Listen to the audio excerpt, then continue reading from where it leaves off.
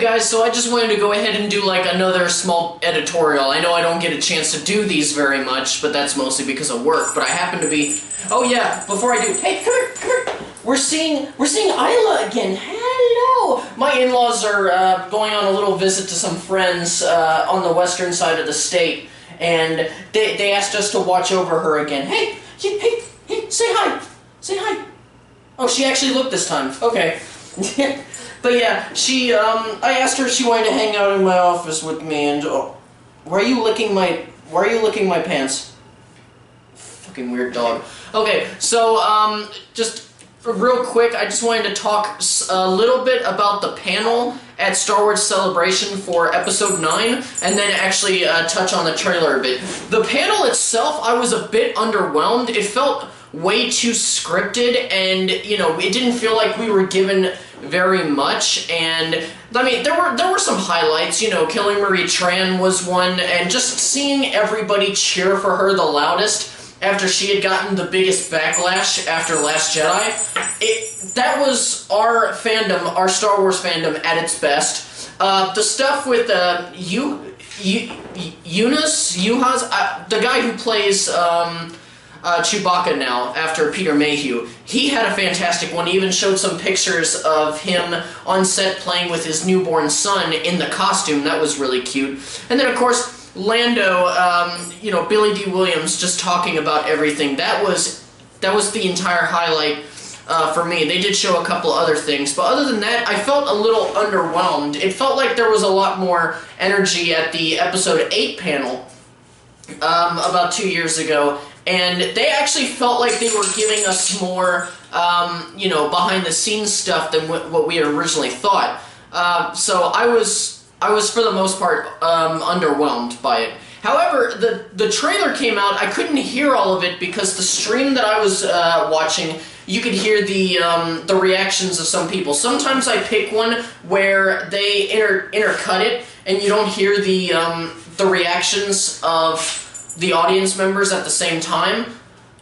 So I had to rewatch it a couple of times. The actual one that came out on, like, I think it was movietrailers.com, their YouTube channel, and it's good. It's a good trailer. I'm just, you know, I'm a little underwhelmed by it all, and I think that's because I've slowly become more cynical, because there have been a lot of movies recently in the past year or so that I go in and I'm just disappointed at, and like, I'm talking about my most anticipated movies.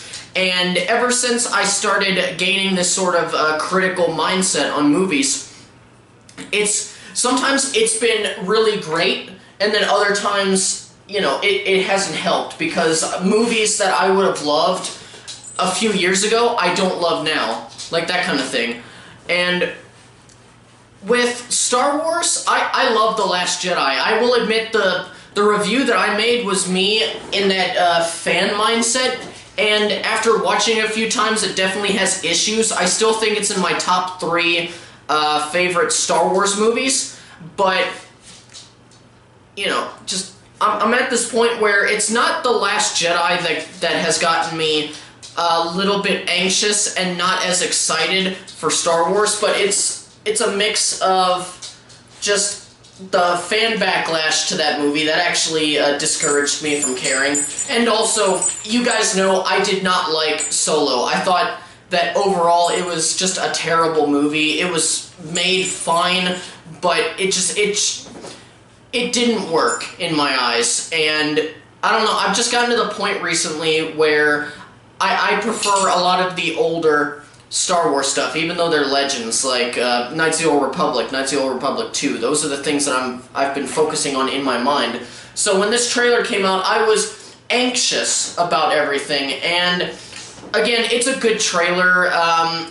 The highlight, though, was Emperor Palpatine's laugh at the very end.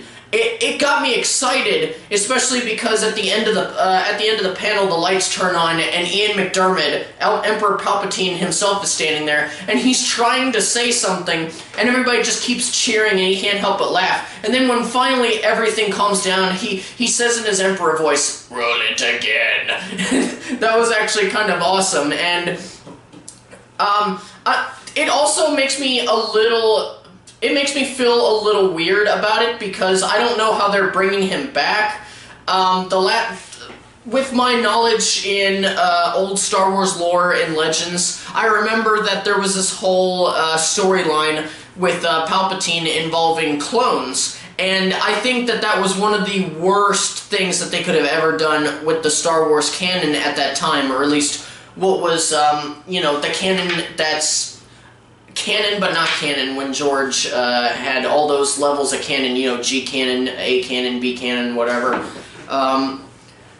I'm a little worried that they're going to touch something like that, because they've established in this current canon that Darksiders do not actually, like, have ghosts or anything. Like, the thing with Bane in Star Wars or Clone Wars, from my understanding, was that he was just a, like, an apparition created by those Force sisters, to see if Yoda was worthy of learning the secrets to true immortality. But other than that, my understanding is that the dark side does not have Force ghosts like they did in Legends and everything else like that. So I'm a little worried as to how he's in this movie, because, yeah, they basically confirmed that he's in this movie by even doing that laugh and also showing Ian McDiarmid on there. Unless it's just some really big, like, throw-off for people, but I don't know. And then, the title, The Rise of Skywalker, kind of confuses me. There are a few, like, theories out there that I've already seen. I mean, some of them are that, my favorite one, actually, is that, the name Skywalker could be the new name of Force users. You know, the Jedi's gone, the Sith are gone. Skywalker could be the new form of Jedi, which I think somewhere in the current canon having to do with Clone Wars and that era, there is actually some cultures, at least one. I think it was the Chiss Ascendancy, but they... there's some culture that has an idea of the Force, and their word in their language basically means Skywalker, and I think that also does tie to Anakin Skywalker himself. So if that's the name of the new Jedi, I actually don't mind that. That's actually not a bad one. The other ones are that Kylo Ren is going to be redeemed, and this is the rise of Ben Solo, or as he will basically be Ben Skywalker. A few other ones, I don't know, like, there's even one where it's like, oh yeah, no, Leia officially adopted Rey, so now she's part of the family, now she's a Skywalker, and I don't know. I'm hoping that the movie is good, but just overall with this panel and this trailer, I am underwhelmed, especially because of the Episode 8 panel and the trailer that came out. There was so much more energy throughout both of them, and honestly, the Episode 8 trailer, that first teaser, is an amazing trailer. It's one of the best trailers I've ever seen, especially with that ending hook of "It's time for the Jedi to end." It's just made a lot better, and I'm just hoping, I don't know, I'm hoping that it's good. Really, that's all, those are all my thoughts. This is a really quick video going into it right after I saw the trailer, but I felt like I needed to get out my overall thoughts on the thing. But anyway, thank you guys for watching. I hope you enjoyed the video. If you... She keeps licking my leg. What are you doing? Come here. Come here. Come here. Oh. Okay, if you guys enjoyed the video, please don't hesitate to hit that like button. And if you're new here, hit that subscribe button. Hello. To keep up to date with everything that's going on the channel. All that's left to say is farewell until the next video, all you movie fans and casual moviegoers alike, and keep on being awesome. Hey, Isla, you want to say bye? You want to say bye? She usually howls whenever we do that. Hang on.